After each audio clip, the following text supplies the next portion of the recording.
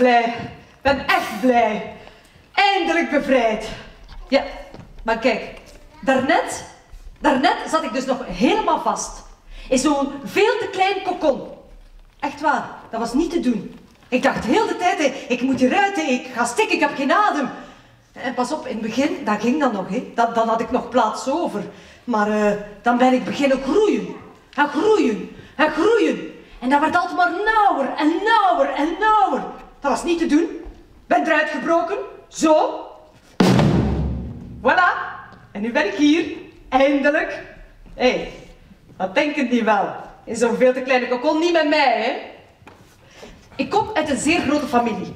Wij zijn thuis met 98 en ik ben de 35ste. Ik heb 6 pootjes.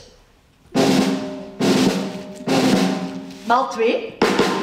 Ik heb 2 antennetjes. Ik heb 2 oogjes.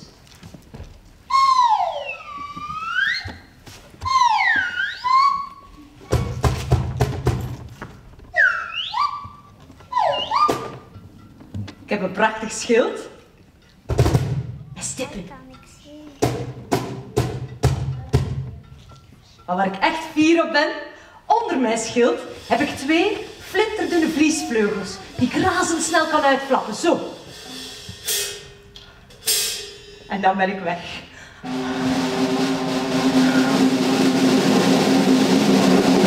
Hé ja, momentje.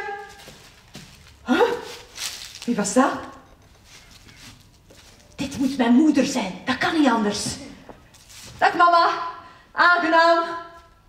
Voor je vertrekt wil ik je wel een klein beetje opvoeden. Oh nee mama, echt waar. Oh, dat gaat veel te lang duren.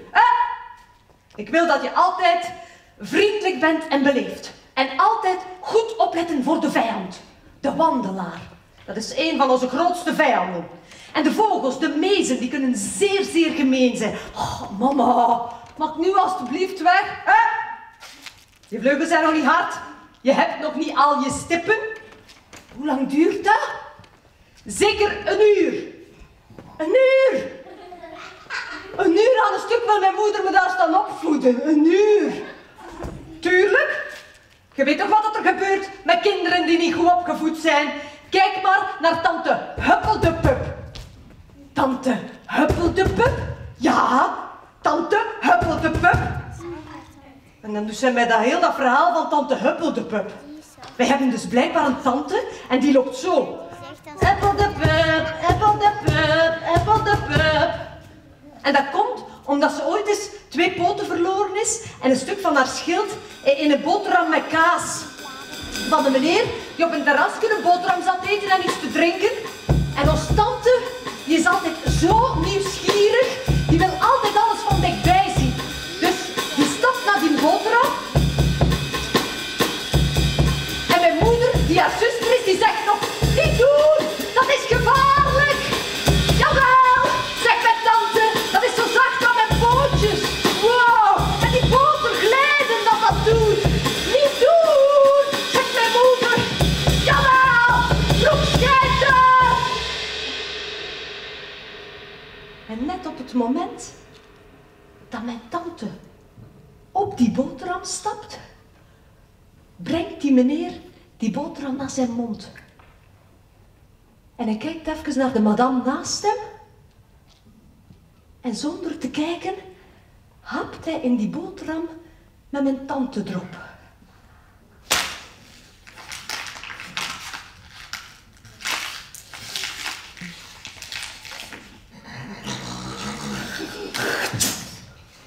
Daar ligt mijn tante, tussen die stukken boterham en kaas. Lap, 2 poten kwijt en een stuk van haar schild. En sindsdien loopt zij dus zo. Huppeldepup, huppeldepup, huppeldepup. Maar bon, ik ben dus nu helemaal opgevoed en klaar om de wijde wereld in te trekken. Yes! En in de plaats van een uur ben ik wel 3 dagen bij mijn moeder blijven inwonen.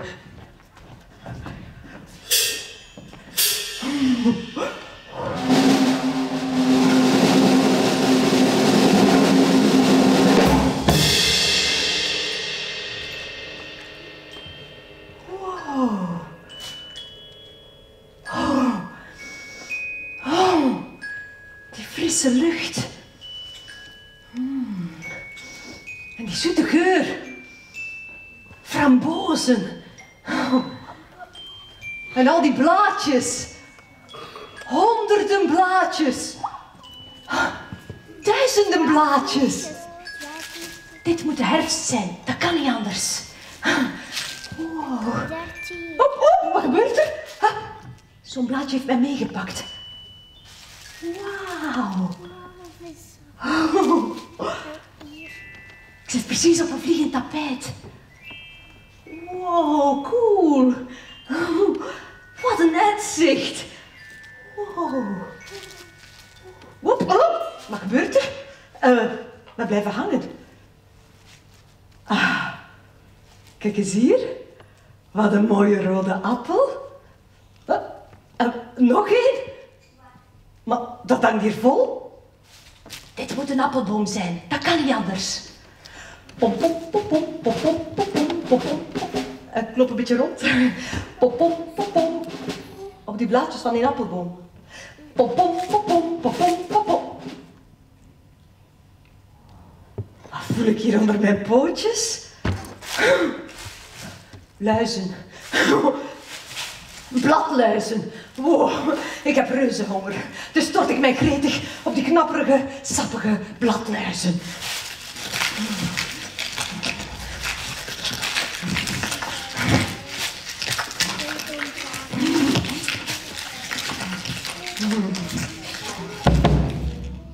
Maar door mijn gulzigheid merk ik niet dat Oela, de dikke vette spin, haar oog op mij heeft laten vallen.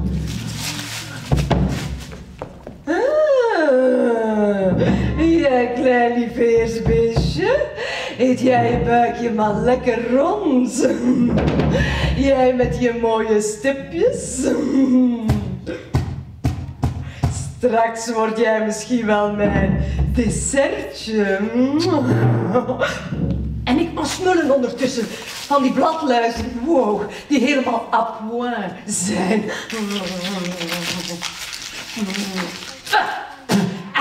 Vliegenkak. Weet jullie wat dat wil zeggen, à point? À point. Nee?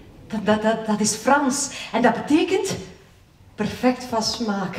Net genoeg rijp. Juist gepast. Oh, kan je verzekeren, zo'n bladluisje à point, dat smelt in je mond. Het kwijl loopt langs mijn bekje. Maar ondertussen heeft Oela de spin al haar eerste spinnendraden gespannen. Aan een razend tempo slingert ze aan haar rag fijne zijden draadje.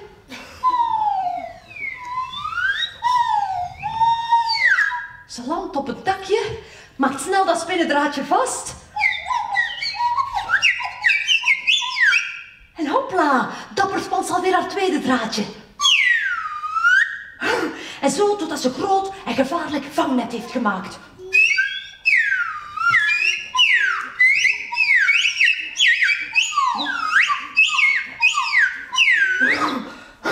En ik mag smullen.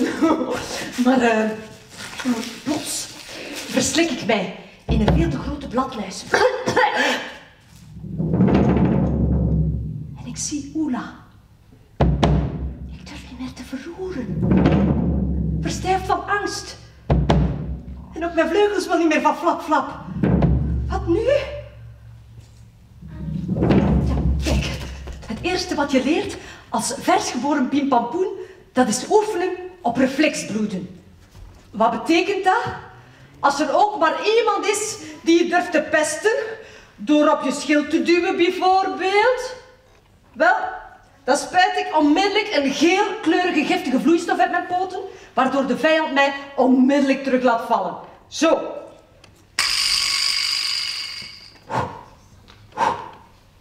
Van de stank alleen al gaan ze lopen, of vliegen, of wippen, of wat doen die beesten nog allemaal. Dus met mijn geheime wapen kan ik heel de wereld aan. Cool, hè? Oeh. Maar hier, in dit geval, weet ik dus echt niet wat te doen. En ik denk, oh, Ik kan alleen maar denken aan die gruwelijke verhalen die mijn moeder mij heeft verteld over spinnen. Ze zijn altijd zeer listig en sluw. Zo kan je bijvoorbeeld een beetje zo vrolijk, niets vermoedend rondfladderen en dan ineens...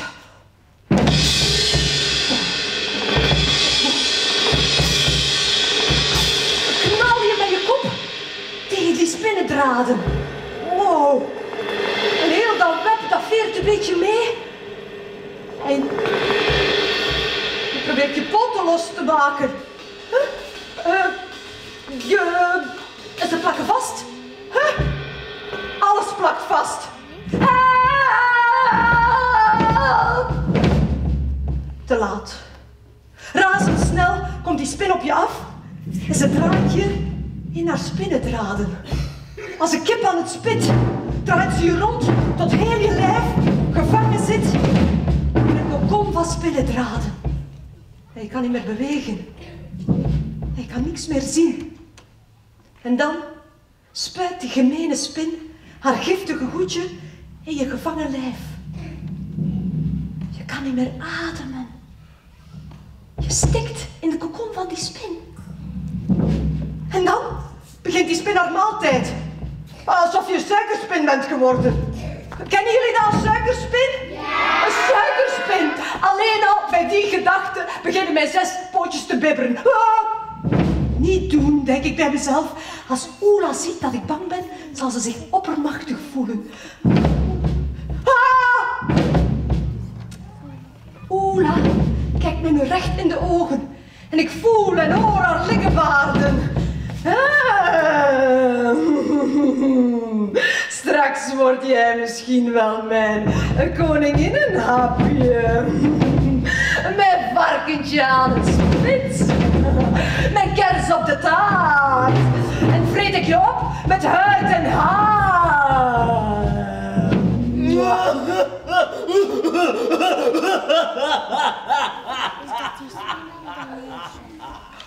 Op dat moment borrelt er bij mij een soort van oerkracht.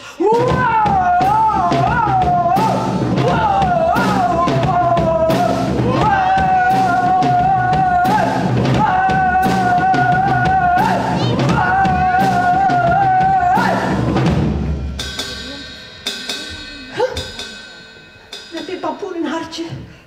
Maar toch roep ik in al mijn overmoed. Hé, moet ik nu een keer mijn 97 broers gaan halen misschien? En maar dat is dus echt waar, hè? Ik heb 97 broers. Mijn enigste meisje thuis. En mijn broers, amai, dat zijn nogal sloebers, hè? Dan, ja, als wij dan bijvoorbeeld eens op familiebezoek gaan, dan zegt mijn moeder, kom, we gaan op familiebezoek. En dan zeggen mijn broers, alle 97 tegelijk, bleh, familiebezoek, toch niet naar tante Huppel de pup? Jawel, zegt mijn moeder dan. Allemaal op 1 rij, Nelke vooraan. En we pakken elkaars rechterachterpoot vast. 1, 2, 3, let's go. Wow. En dan vliegen wij. En dan vormen wij zo precies zo'n lange ketting. En mijn broers, die zijn echt stout. Om mijn moeder te pesten, dan beginnen die sneller te vliegen, zodanig dat ik met mijn kop in het gat van ons moeder vlieg. Zo!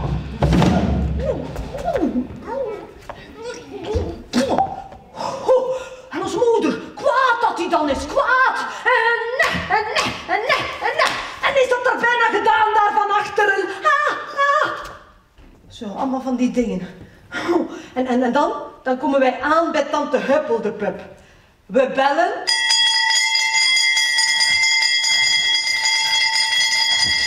Ja,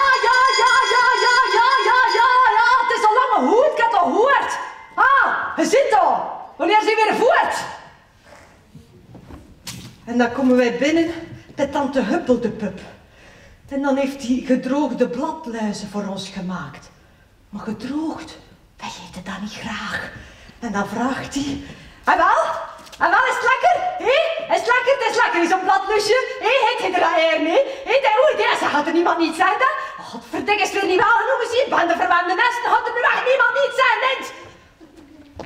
En dan zeggen mijn broers, alle 97 tegelijk.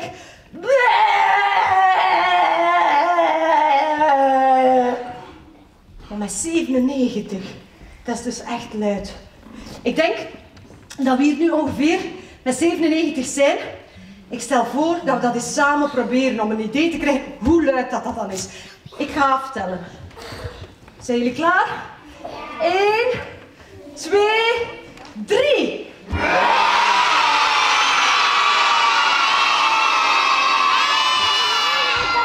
Zo luid. En ons tante, blijten. En is dat nog maar geen van 4 poen, hè? Dat ik daarom minder misschien. Is dat daarom dat er me niemand uitziet, dat ik altijd alleen zit? En dan zegt mijn broer nummer 13, die zegt dan... Nee, tante, nee, dat is niet omdat je maar 4 poten hebt. En nee, dat is niet omdat je zo aardslelijk bent. En nee, dat is niet omdat je een beetje stinkt uit je bek. Nee, dat is door je slecht karakter. Dat is moeder. Kwaad dat hij dan is. Kwaad. En dan ook nog een beetje reflexbloeden. En als hij echt kwaad is, dan moeten wij allemaal naar huis. En wij blij. En dan vliegen wij naar huis. En dan zingen wij een liedje. Of ook niet.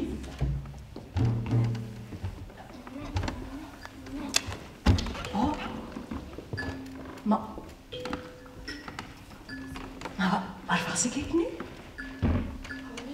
Dus, ik roep tegen Oela, moet ik een keer mijn 97 broers gaan halen misschien? En zonder ook maar 1 moment te twijfelen, duw ik mijn 6 pootjes krachtig af. Ik maak een 3-dubbele salto en ik vlieg. Als een koningin vlieg ik over berg en dal. Over tuinen en vijvers. Wow.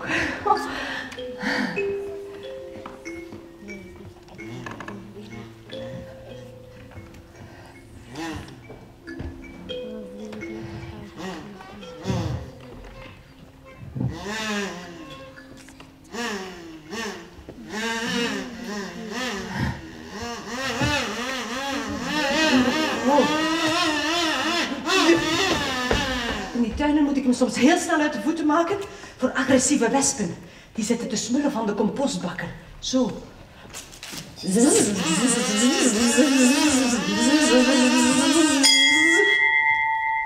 Idee! Die wespen, die kunnen mij helpen om Oela de spin wel eens een fijn lesje te leren. Ik blijf op een goede afstand, zodanig dat ze mij niet kunnen pakken. En dan, watch me.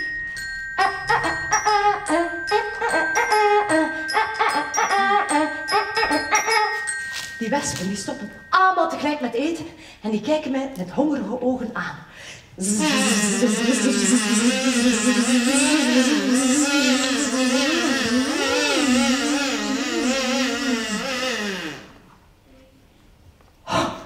Als een pijl uit een boog vliegen die allemaal tegelijk op mij af. Gelukkig zijn wij Pieternellen meesters in het vliegen en kan ik ze zo op een gepaste afstand houden. Let's go!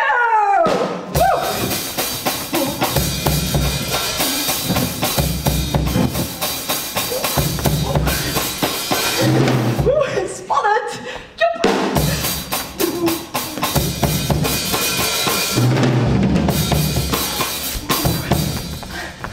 Super spannend!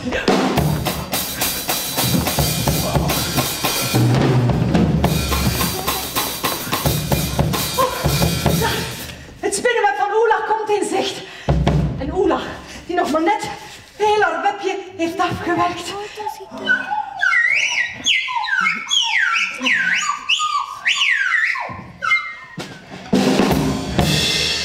Champagne! Die hoort en ziet het gevaar op zich afkomen. In de fractie van een seconde zet ze zich in het midden van haar web, vastbesloten te redden wat er te redden valt.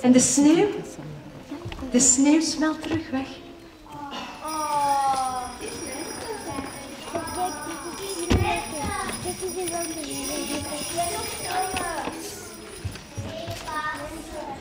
En plots... een eerste sneeuwklokje. Nog eentje. Nog. Een tapijt van sneeuwklokjes. En ja hoor, daar is plots en zo onverwacht de prunus. In een zweem van schittering. Prachtig. Kennen jullie dat, de prunus? Nee. Oké, de prunus... hallo. De prunus, dat is dus een boom die voordat alle andere bomen blaadjes krijgt, staat hij al vol met kleine witte of roze bloemetjes. Dat is prachtig. Kleine witte roze bloemetjes? Ja. Fantastisch. Dat is de aankondiger van de lente. Ah, de lente. De eerste zonnestralen op... De lente. Eén van de 4 bewegingen, de 4 seizoenen van Vivaldi. Excuseer. Dit is een ongelooflijke compositie. En nu komt er een crescendo in het stuk. Nee, dit is Hoor de muziek. Die komt... Dat wordt stuk. De lente Vivaldi. De eerste zonnestralen op mijn snoet. Oh, en ik probeer mij los te wrikken uit de grote hoop met beestjes. Maar mijn schild, dat voelt als vastgeroest. Weken aan een stuk heb ik niet meer bewogen. En ik duw mij af met mijn pootjes op het schild van mijn grote broer. Huh? Geen beweging. En met mijn andere pootjes op een andere broer. Huh? Ook daar geen beweging. En hier en daar in de hoop met beestjes komt er nog een beetje beweging. Maar heel veel van mijn familie die ligt er verstijfd bij. Ja, jullie weten dat misschien niet, maar wij pimpampoenen, wij leven ongeveer maar 1 jaar. Dus als we geluk hebben, dan kunnen we elk seizoen van het jaar 1 keer meemaken. Ik had al de herfst, de winter, nu de lente. Ik heb geen tijd te verliezen. Ik moet dringend de man van mijn leven zoeken en heel veel kindjes maken. En het wordt steeds mooier weer en op zondag komt er heel veel volk naar het park. Om te wandelen, te picknicken, te spelen. Zo is er ook de kleine Marthe. Die komt iedere zondag met haar oma Jeanette naar het park. En Marthe is ook altijd heel blij als ze ons ziet, want dan probeert ze ons te pakken, om in een doosje te stoppen. En dan hoor ik haar zeggen, kijk, oma, die doe ik morgen mee naar juffrouw Katrijn om te tonen. Wauw, cool. Die heeft al 14 stippen. Die is zeker al 14 jaar. Wij worden met moeite 1 jaar. Zelf heb ik maar 5 stippen. En vol bewondering kijk ik naar Pieternellen die keiveel stippen hebben. Zoals Louis. Die zo plotsplets in mijn leven verscheen. Dit is eigenlijk mijn geheim. Willen jullie het graag weten, mijn geheim? Ja! Zeker? Willen jullie het echt weten? Ja! Oké. Dat ging zo. Ik mocht op de vinger van Marthe. Eerst op haar vingernageltje en dan, hupsakee, ondersteboven op de zachte huid van haar vingertop. Wauw, wat een sensatie. En ook Marthe vond dat fantastisch. Ah, dat kriebelde een beetje aan mijn vingertje, huppelde die zot van vreugde. Maar plots landt daar nog iemand op dat vingertje. Hallo, zegt hij met een diepe stem. Ik was een beetje mijn kluts kwijt. Door zijn prachtige verschijning is groter en sterker dan ik. Het Aziatische type. En hij heeft al 13 stippen. Die heeft natuurlijk snel geteld.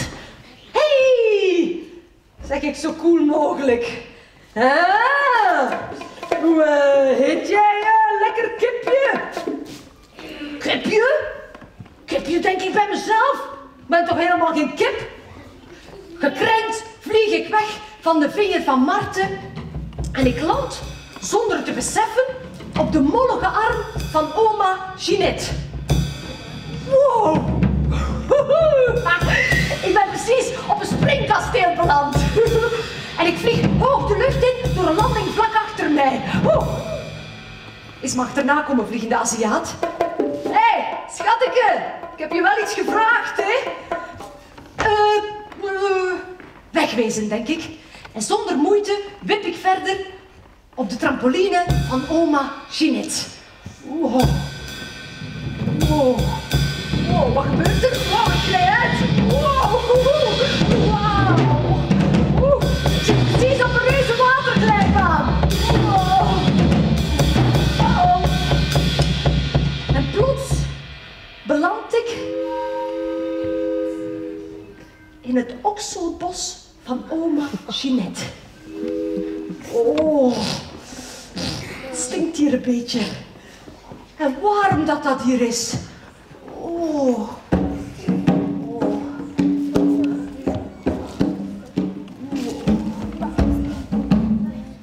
Gelukkig ben ik een dappere prinses, dus baan ik mij een weg door het woeste woud van oma Jeanette.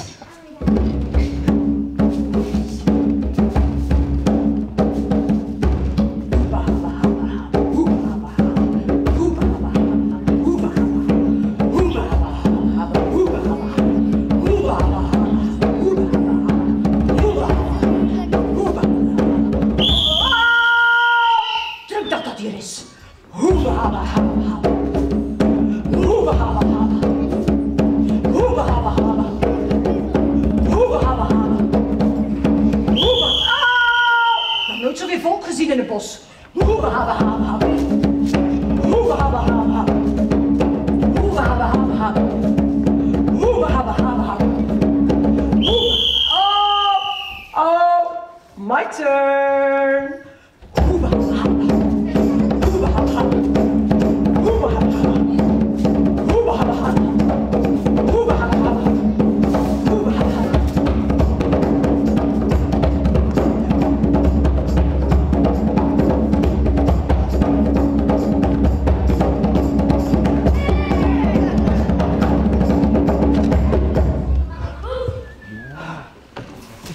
En dat allemaal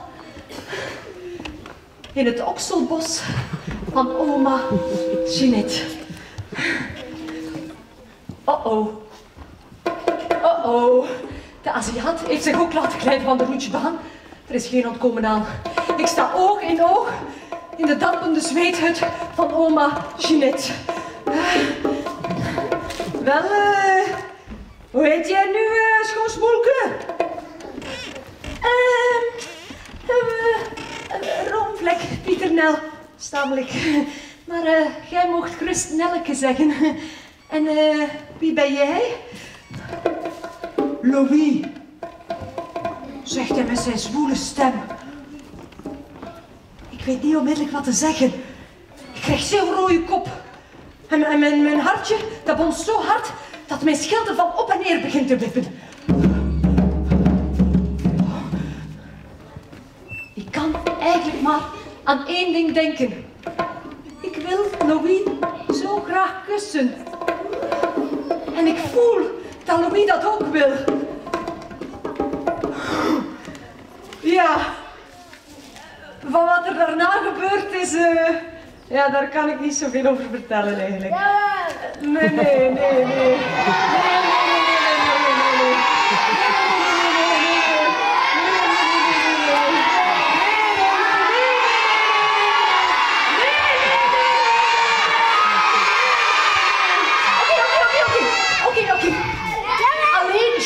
Alleen misschien dat zalig was.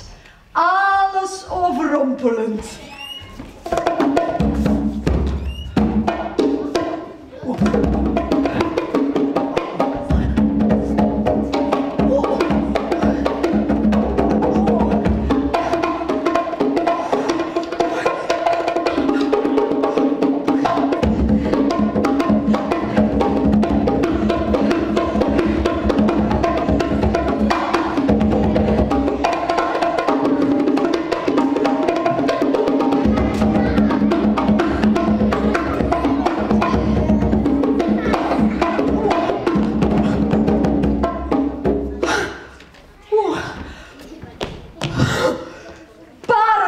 dat.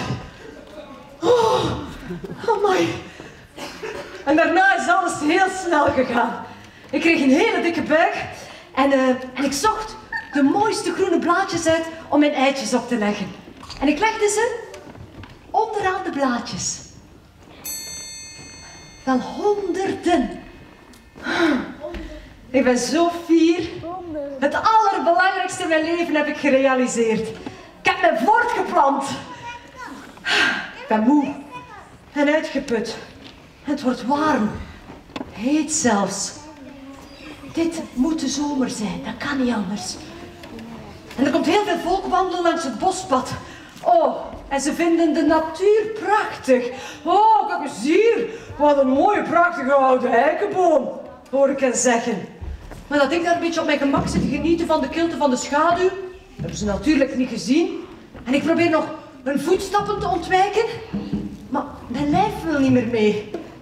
En ik wil nog roepen, hé, kijk een beetje uit, want loopt hij met die loppe poten? Maar ook mijn stem wil niet meer mee.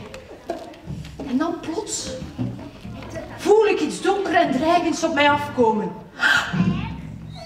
In een flits zie ik de diepe groeven van de schoenzool dichterbij komen. Tussen die groeven moet ik, anders wordt dit mijn einde. Op dat moment krijg ik een klap tegen mijn schild en ik word ondersteboven in de aarde geduwd.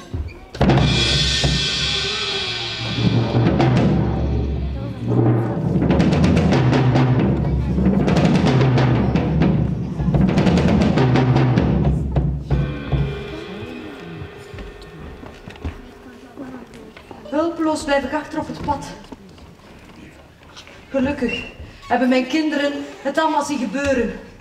En alle 89 tegelijk komen ze op mij afgevlogen. En ze proberen mij op te tillen. Met man en macht vliegen ze met mij naar de rand van het bospad. En ze leggen mij op een zacht bedje van mos.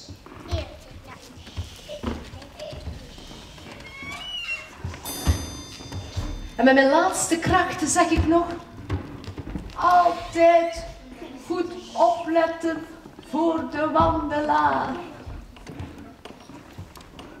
En ik sluit mijn ogen. En de wind blaast een paar blaadjes over me heen.